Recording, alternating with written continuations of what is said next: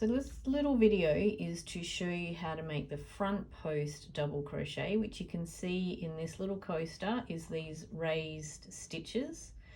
So it gives a nice little definition and texture without having to do too much work. This front post double crochet is also a stitch that's used in the basket weave stitch. So that is a combination of front and back post in different combinations. And if you've seen my washcloth series, the first washcloth uses front and back post as well. So this demonstration is going to be on the front post double crochet. So I have this one here,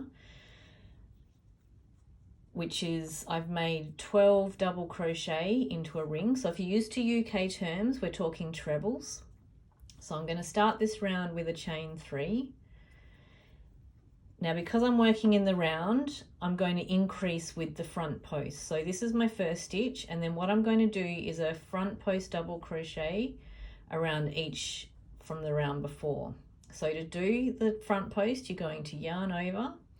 You're going to insert your hook so it goes from the front of your work to the back, and then you're going to push it the post forward and push your hook through, and then like you would with a double crochet, you're going to yarn over again, pull that loop back through behind, and then you've got your 3 loops on your hook. So then you're going to finish your double crochet like you would normally, or your treble. So you just yarn over, pull through 2, yarn over, pull through those 2.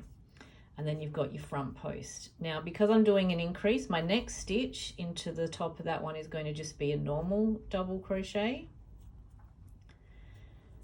And then I'm going to do another front post double crochet. So I'm going to yarn over, insert my hook from the front to the back. And I find it easier just to work horizontally across so that you've got your post pushing to the front, and then yarn over and pull that back through behind the stitch.